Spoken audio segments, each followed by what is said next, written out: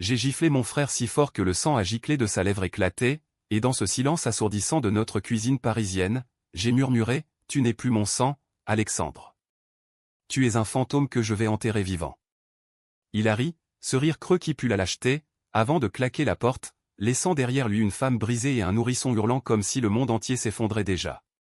Ce jour-là, j'ai juré sur la tête de ce bébé que je le traînerais dans l'enfer qu'il méritait, pas par violence brute, mais par la pire des armes, l'oubli calculé, la réussite qu'il ne pourrait jamais toucher. Paris, cette ville qui avale les âmes comme un égout vorace, m'a toujours paru un piège idéal pour les lâches comme mon frère. Nous sommes nés dans le 18e arrondissement, là où les escaliers de Montmartre sentent encore le vin aigre et les regrets bon marché. Notre mère, une immigrée portugaise arrivée avec un baluchon et des rêves de couture, nous a élevés à la dure après que notre père, un ouvrier alcoolique, ait filé vers l'Espagne sans un au revoir.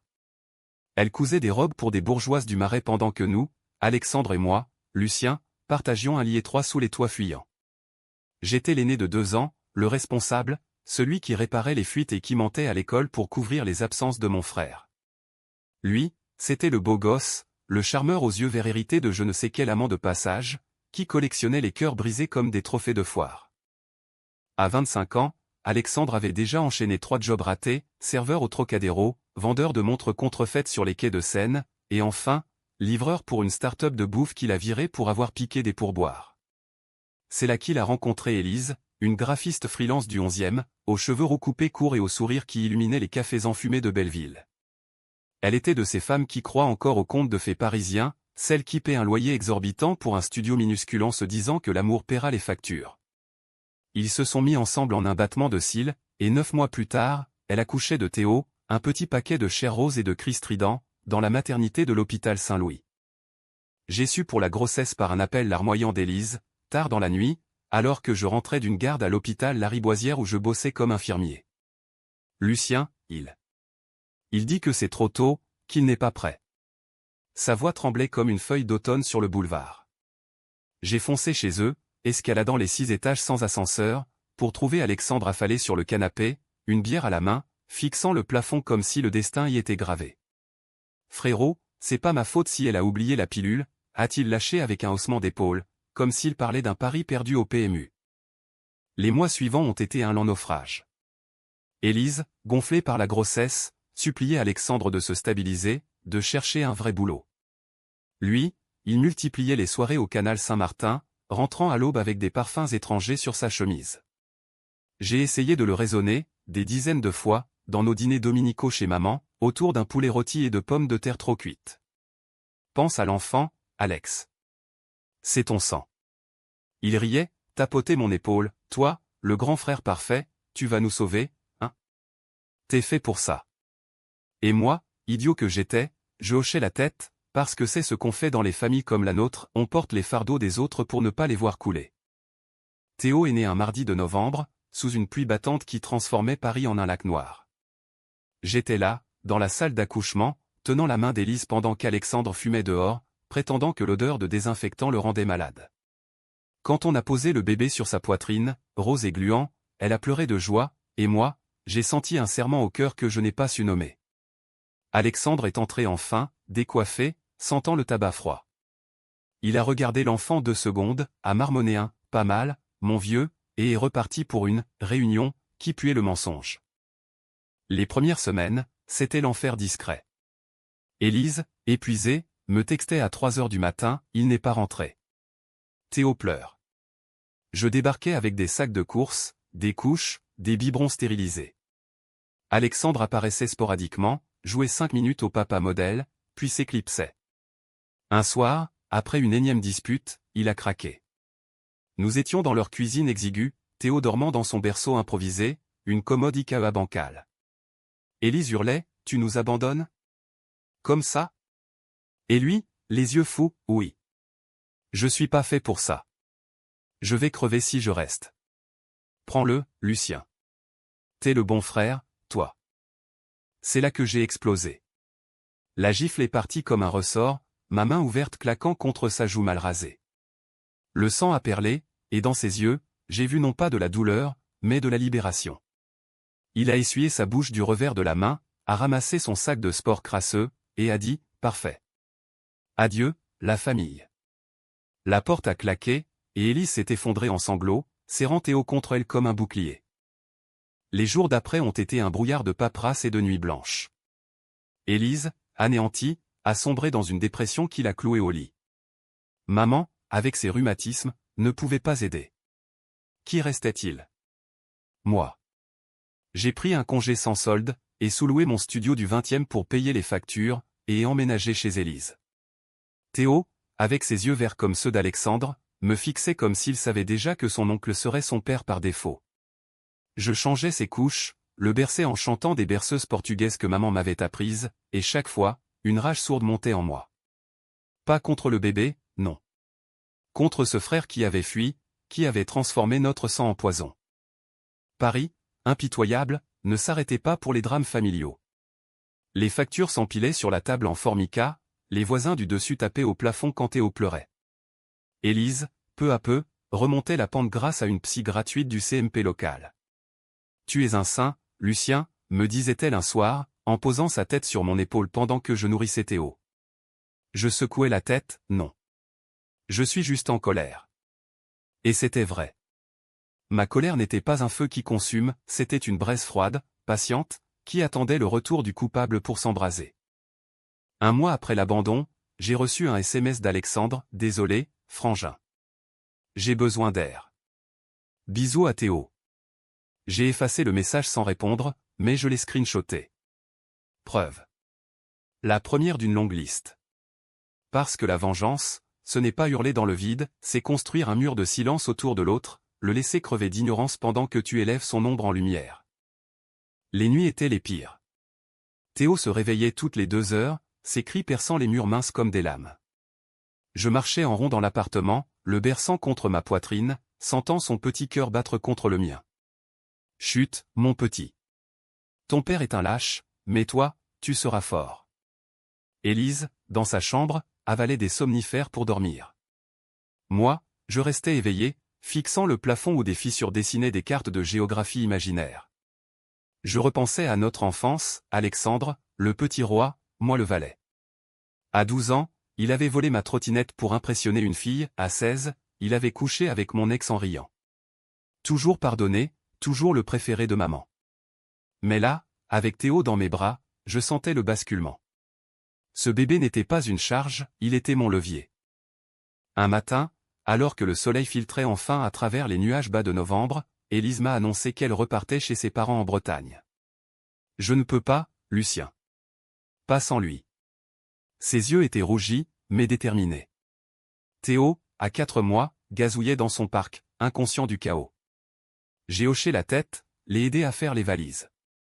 Prends soin de lui. Et si Alexandre appelle? Dis-lui que je suis mort. Elle a pleuré, m'a serré dans ses bras.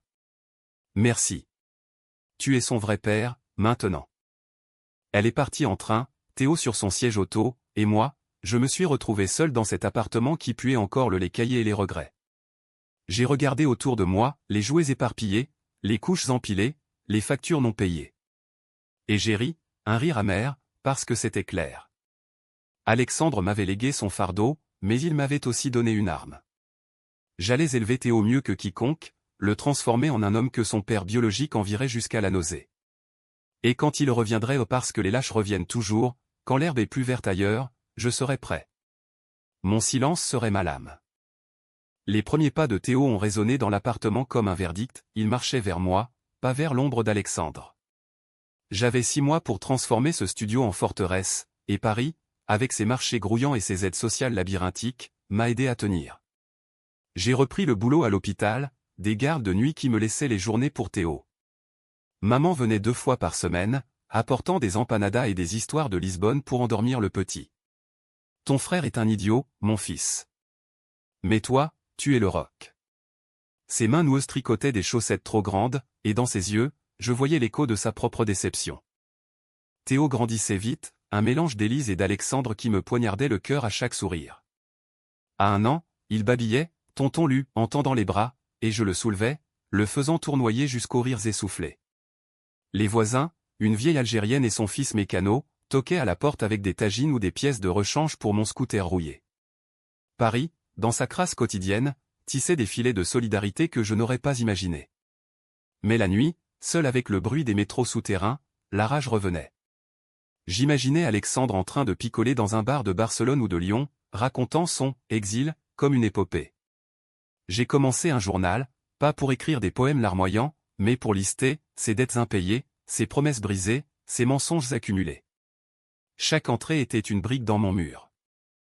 Élise appelait une fois par mois, sa voix plus ferme depuis la mer du Nord. « Théo va bien ?» demandait-elle, et je décrivais ses premiers mots, ses dents qui perçaient comme des perles. Il marche partout. Il adore les pigeons place des Vosges. Elle riait doucement, puis silence. Alexandre. Il a essayé de m'appeler. J'ai raccroché. Bien. Je ne voulais pas savoir où il était, pas encore. Ma vengeance était patiente, elle mijotait comme un coq au vin, attendant le bon millésime. À 2 ans, Théo a eu la varicelle, une fièvre qui l'a cloué au lit, couvert de plaques rouges comme un atlas en feu. J'ai veillé, épongeant son front, lui lisant des albums de Petit Ours Brun pendant que l'hôpital me rappelait pour une urgence. Maman a pris le relais, marmonnant des prières à la Vierge. Dans ces heures, j'ai compris, ce n'était plus du devoir.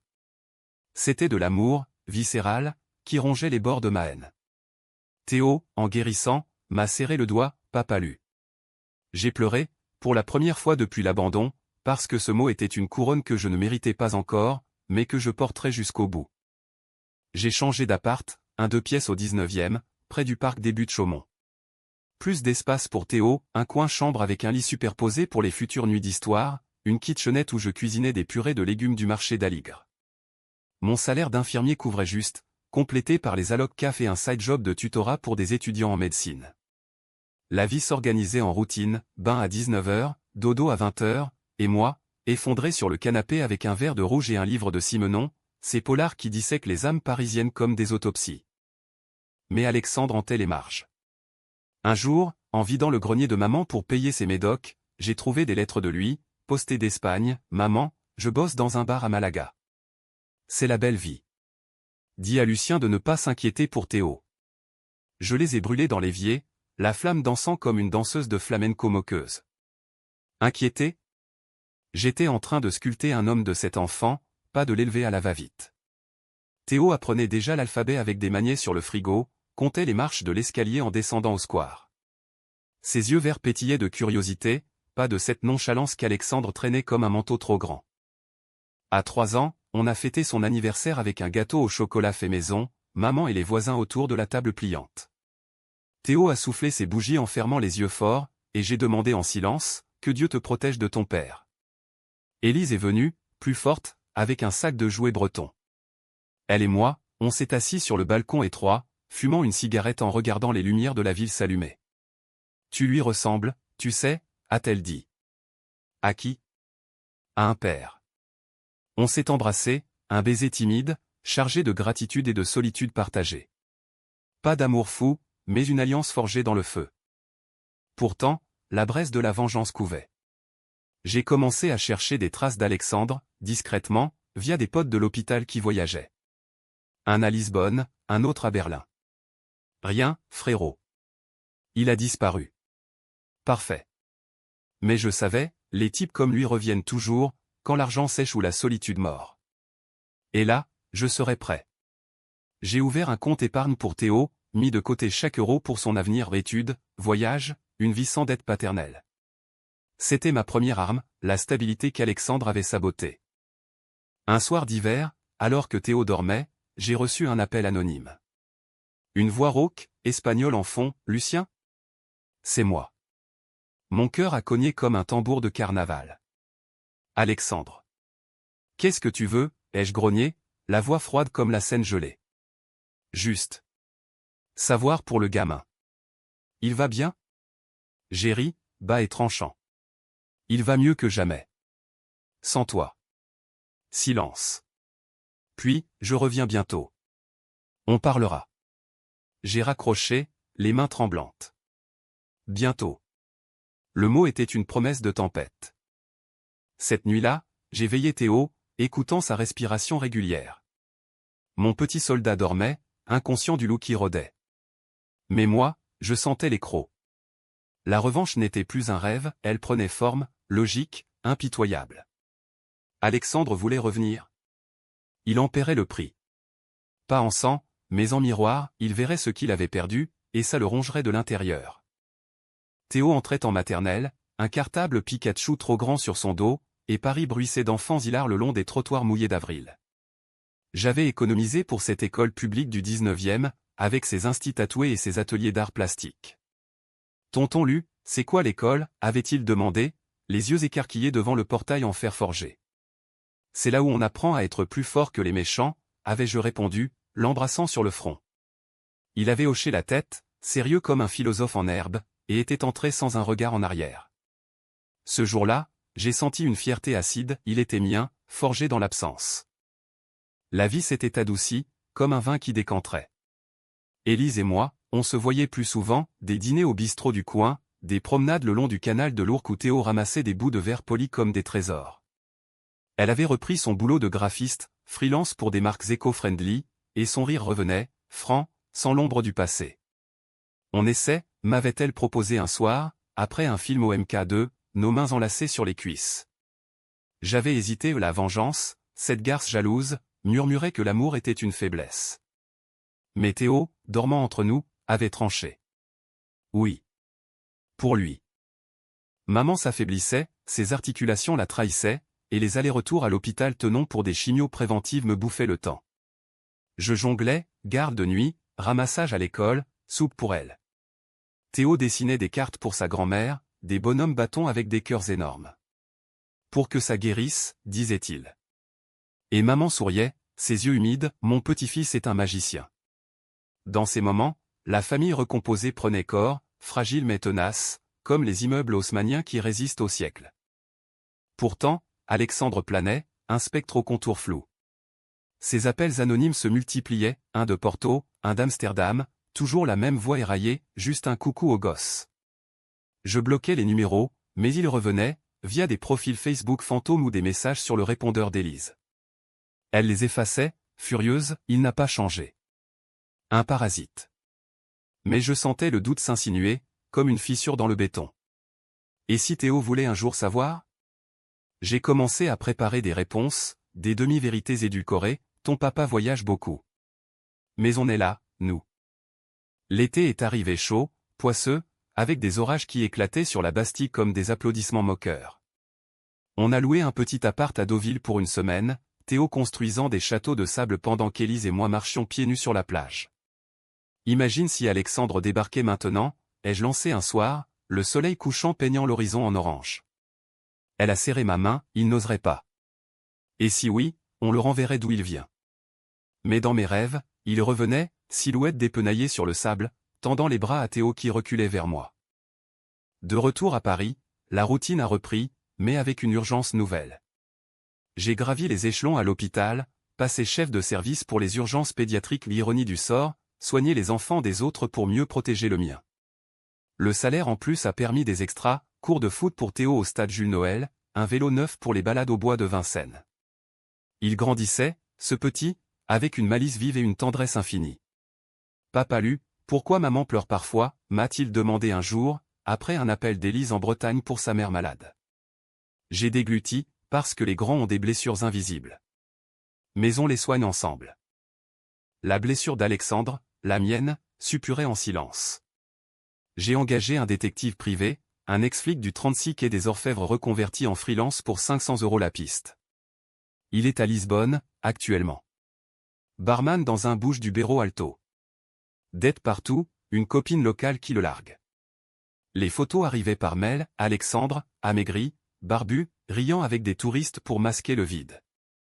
Je les archivais, les imprimais, les glissais dans un dossier marqué « Fantôme ». Pas pour le confronter ou pas encore. Pour me rappeler pourquoi je construisais ce rempart. Automne, et maman a fait une rechute. Pneumonie, fièvre à 40, et moi en salle de réa, masqué, à lui tenir la main pendant que les machines bipaient. Théo, gardé par Élise, dessinait des fleurs pour « Nounou ». Quand elle s'est réveillée, faible mais lucide, elle m'a murmuré « Trouve ton frère ». Pas pour pardonner. Pour clore. J'ai hoché la tête, mais intérieurement, je ricanais. Clore, non. Ouvrir la plaie, la saler. Élise a emménagé définitivement, apportant ses esquisses et son charreau. Théo exultait, une vraie famille. On dormait enlacés, son corps chaud contre le mien, et pour la première fois, la vengeance semblait lointaine, un écho.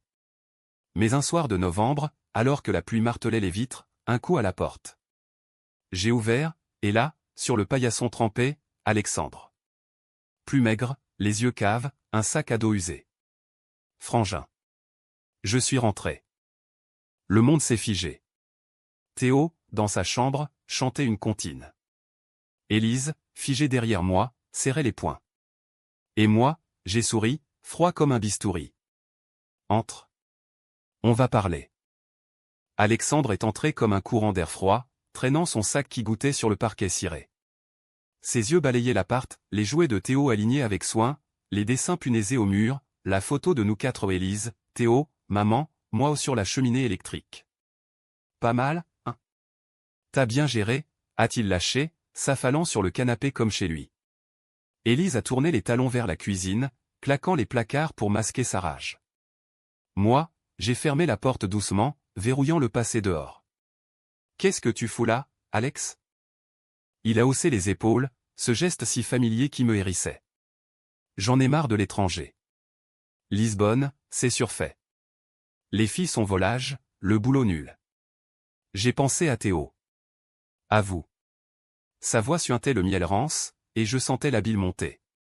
Théo, alerté par les voix, a passé la tête, qui sait? Alexandre s'est redressé, un sourire carnassier aux lèvres, ton papa, fiston. Le petit a reculé, serrant son doudou lapin contre lui, et s'est réfugié contre mes jambes. Ce geste, innocent, a été ma première victoire. Alexandre a pâli, son sourire s'effritant comme du plâtre sec. On l'a laissé dormir sur le clic-clac, juste pour ce soir, ai-je dit à Élise dans un murmure nocturne. Elle tremblait, nue sous les draps, il va tout détruire. J'ai passé mes bras autour d'elle, non. On le laissera pas, mais intérieurement, l'excitation bouillonnait. Le fantôme était cher, vulnérable, et je tenais le scalpel. Le lendemain, petit-déj tendu, croissant du boulanger du coin, café noir. Théo fixait Alexandre comme un animal curieux, répondant par monosyllabes à ses questions maladroites. Tu aimes le foot, hein? Papa t'apprendra.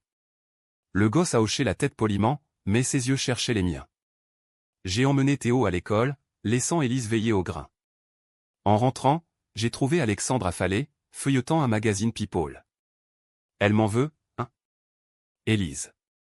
J'ai ri, à ton avis? T'as filé comme un rat. Il s'est défendu, le discours rodé, la pression, la jeunesse, les rêves brisés.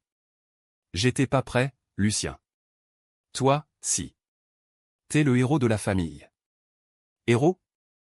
J'ai serré les dents. Ouais. Et toi, le clown? T'as des thunes, au moins. Il a marmonné quelque chose sur un job en attente, un pote dans la pub. Mensonge. Mon détective avait déjà son CV, arnaque mineure, loyers impayés, une plainte pour vol en Espagne. Je l'ai laissé parler, hochant la tête, tandis que mon esprit cartographiait les faiblesses, sa fierté, son besoin d'approbation, son amour-propre friable. Élise a craqué le soir même. Sors-le, a-t-elle hurlé dans la salle de bain, pendant que Théo dessinait. Alexandre, entendant, a frappé à la porte, bébé, écoute-moi. Elle a ouvert, les yeux flamboyants, t'appelles pas sa bébé. T'as abandonné ton fils. La dispute a éclaté, mots comme des gifles, ses infidélités, ses nuits blanches à elle, ses promesses vides. Théo, effrayé, s'est blotti dans mes bras, papa Lu, pourquoi il crie? J'ai murmuré, des vieux fantômes. Va jouer. Alexandre a plié bagage le lendemain, mais pas sans un appel à l'aide, prête-moi 200 €, frangin. Pour un hôtel. J'ai payé, en liquide, sans un mot. C'était l'appât. Il est revenu 3 jours plus tard, pour voir Théo. Petit à petit, il s'incrustait, un match de foot au parc, où il commentait comme un pro sans jamais avoir botté un ballon, un dîner chez maman, où il charmait avec des anecdotes bidons de voyage. Maman, affaiblie, fondait, il a mûri, ton frère. Moi, je souriais, servant le vin, observant. La tension montait, électrique.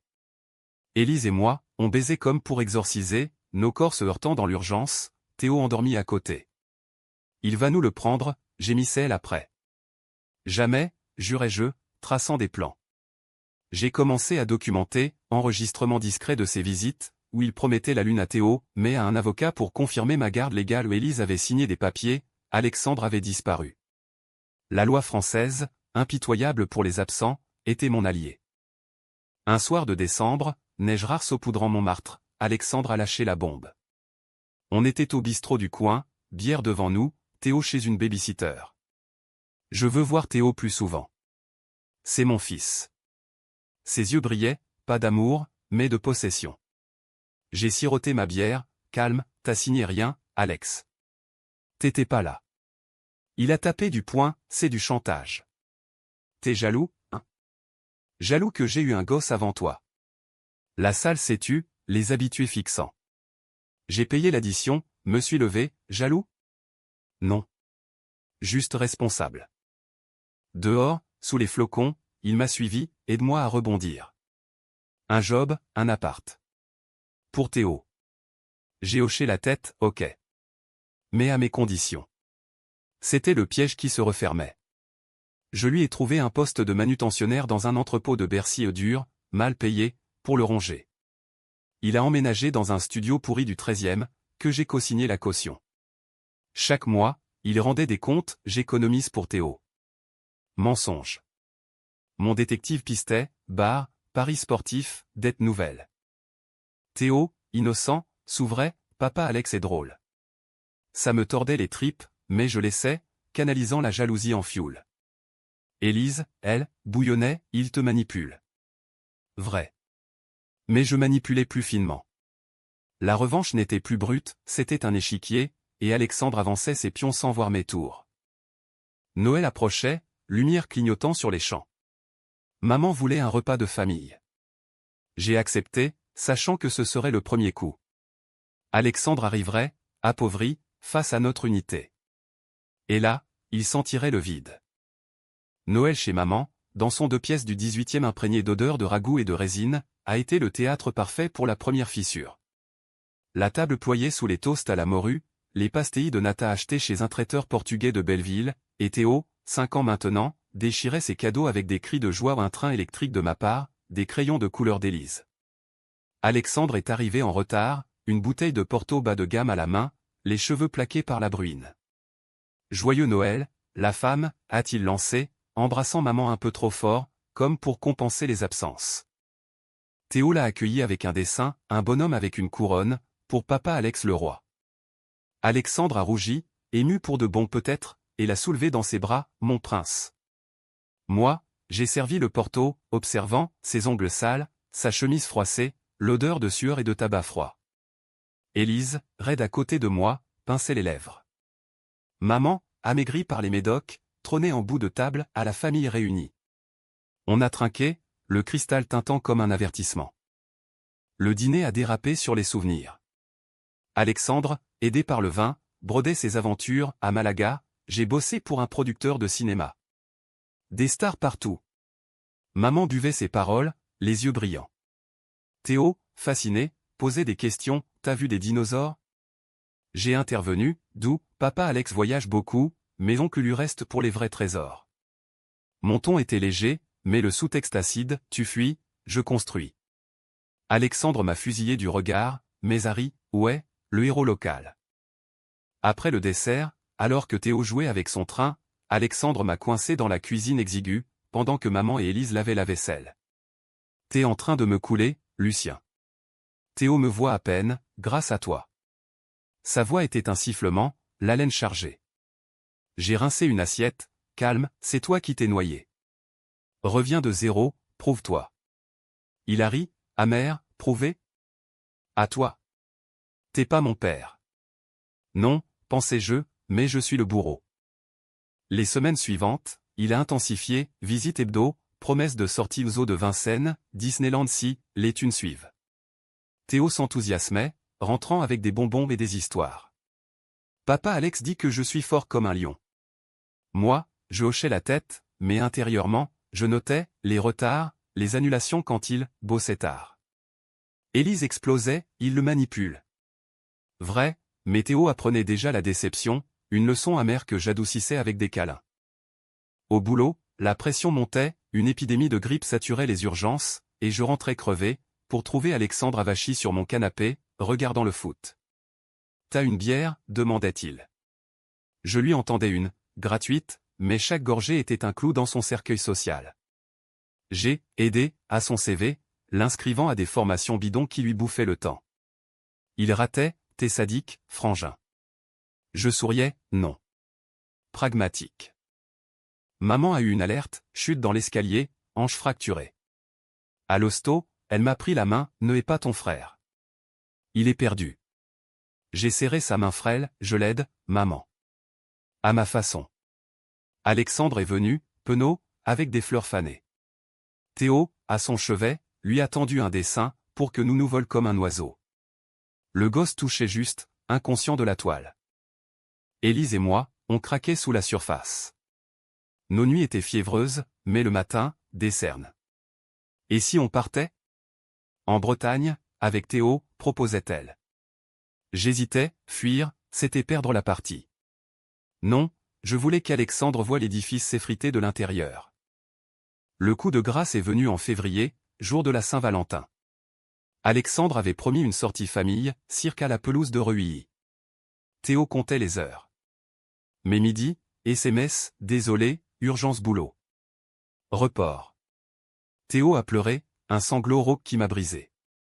J'ai annulé ma garde, l'ai emmené au cirque quand même, avec Élise. Clown, éléphant, et le petit riait, mais je voyais la fêlure. Le soir, Alexandre a débarqué, bourré, j'ai raté. Théo, endormi, n'a pas répondu. Élise l'a viré, sort. T'es toxique. Il m'a appelé à 2h, aide-moi, Lucien. Je touche le fond. Voix brisée, pour la première fois sincère peut-être. J'ai répondu, froid, le fond, c'est là où tu commences. Où tu coules. Il a raccroché, et j'ai souri dans le noir. La fissure s'élargissait. Printemps, cerisier en fleurs le long de la Seine. Théo, résili, refleurissait, papa Lu, on va pêcher? On y allait, au bord de l'eau, et je lui apprenais la patience, la ligne tendue comme un air. Alexandre appelait moins, ses visites espacées. Mon détective rapportait, licencié, dette au bookmaker, une bagarre de bar. Parfait. La vengeance, psychologique, rongeait, il se voyait dans le miroir de Théo, un père raté face à l'oncle roi. Mais le doute m'assaillait, étais-je le monstre? Élise me serrait, non. Tu protèges. Vrai. Et quand Alexandre frappa à nouveau, en mai, hagard, suppliant, laisse-moi une chance avec Théo, j'ai ouvert la porte. Le piège final se refermait. Mais à Paris, avec ses averses soudaines et ses terrasses bondées, a été le mois de la reconquête, pas la sienne, mais la mienne. Alexandre est entré, défait, les épaules voûtées comme un boxeur sonné. J'ai tout perdu, frangin. Le job, l'appart. Laisse-moi squatter quelques jours. Pour Théo. Ses yeux verts trahis par la fatigue, imploraient. Élise, dans la chambre, secouait la tête furieusement. Théo, à l'école, ignorait le drame. J'ai hésité, feignant la pitié, ok. Mes règles, pas d'alcool, pas de promesses. Et tu repars quand je dis. Il a accepté, rampant presque, et s'est installé dans le salon, transformé en campement avec un matelas gonflable et ses fringanta. Les premiers jours, il a joué le rôle, petit-déj avec Théo, où il mimait le clown pour le faire rire, balade au parc, où il poussait la balançoire en racontant des blagues foireuses. Le gosse mordait, curieux, papa Alex, pourquoi t'es parti longtemps? Alexandre bafouillait, j'étais perdu, fiston. Mais maintenant, je suis là. Moi, j'observais depuis la cuisine, café en main, notant chaque mensonge comme un procureur. Élise bouillonnait en privé, c'est une invasion. Nos disputes nocturnes, chuchotées pour ne pas réveiller Théo, étaient des duels, elle voulait l'expulser, moi le garder pour l'usure. Laisse-le crever ici, murmurais-je. Il apprendra la honte. Elle cédait, épuisée, et on se réconciliait dans l'urgence, nos corps un rempart contre l'intrus. Maman, sortie de l'hosto avec une canne, a insisté pour un dîner. Chez elle, encore, avec des sardines grillées et du vino verdé. Alexandre, sobre pour l'occasion, a tenu un discours larmoyant, j'ai merdé, maman. Mais Lucien m'aide à me relever. Elle a pleuré, serrant ses mains, mes garçons. Ensemble. Théo, perché sur ses genoux, a hoché la tête, on est une équipe. J'ai souri, servant le vin, mais intérieurement, je calculais, il touchait le fond, et je tenais la pompe. Les semaines passèrent en routine piégée. Alexandre cherchait du boulot, je l'aidais, l'inscrivant à Pôle emploi, des entretiens que je coachais. Il ratait, bien sûr, retard, attitude. Il me snob, génial. Je hochais, persévère. Pour Théo. Le gosse, lui, oscillait, des câlins à Alexandre un jour, des « je veux papa lu » les soirs de dispute.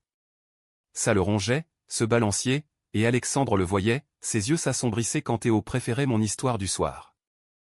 L'été a frappé, canicule asphyxiant la ville. On a fui à la piscine Molitor, Théo barbotant entre nous. Alexandre, en short élimé, essayait de briller, saut périlleux maladroit, blague nulle. Mais quand Théo s'est cogné, pleurant, c'est moi qui l'a cherché. Alexandre, au bord, a baissé la tête. Le soir, au resto du bord de Seine, il a craqué, il m'aime pas, hein. Voix brisée. J'ai posé ma fourchette, il t'aime. Mais il sait qui est constant. Élise a craqué la première. Un soir, après qu'Alexandre ait piqué une bière de trop et raconté une anecdote douteuse sur une ex, elle a explosé, sors d'ici. T'es un poison. Théo, réveillé, a hurlé. Alexandre a riposté, c'est toi qui m'as piégé avec ce gosse. La vérité a éclaté, cru, ses doutes sur la paternité, ses peurs, son abandon planifié. Moi, j'ai filmé discrètement, pour le dossier. Puis j'ai séparé, calmé, assez. Le lendemain, il a fait ses valises, mais pas sans un plaidoyer final, laisse-moi Théo un week-end. Seul. J'ai refusé, invoquant la loi ma garde légale, ses absences prouvées. Il a hurlé, t'es un tyran. Jaloux de moi. Jaloux? J'ai ri, enfin, de toi? Regarde-toi. Endetté, seul, un fantôme. Moi, j'ai tout, un fils qui m'appelle papa, une femme qui me choisit, une vie. T'as rien donné, Alex. T'as tout pris. Il est parti, claquant la porte, et Paris a repris son souffle. Théo, sentant le vide, m'a serré, il revient. J'ai menti doucement, peut-être. Mais on est forçant. Élise et moi, on a scellé, mariage civil en septembre, simple, au 19e, avec Théo porteur des alliances. Maman, en chaise roulante, a pleuré de joie. Alexandre a refait surface en automne, par lettre, je pars en Australie. Pour recommencer. Dis à Théo que je l'aime. J'ai brûlé la lettre, mais gardé l'enveloppe aux dernières preuves. Ma vengeance? Accomplie. Pas en destruction, mais en élévation, Théo, 6 ans, premier jour de CP, cartable fier sur le dos, m'embrassant, merci, papa lu. Alexandre verrait un jour des photos, saurait ce qu'il a perdu. Et ça le hanterait, éternel. Paris, indifférente, continuait, pluie d'hiver, lumière de Noël. Notre famille, recousue, avançait. La Bresse s'était éteinte, laissant une cicatrice rappel que l'amour vrai se forge dans la trahison, et la revanche, dans le silence.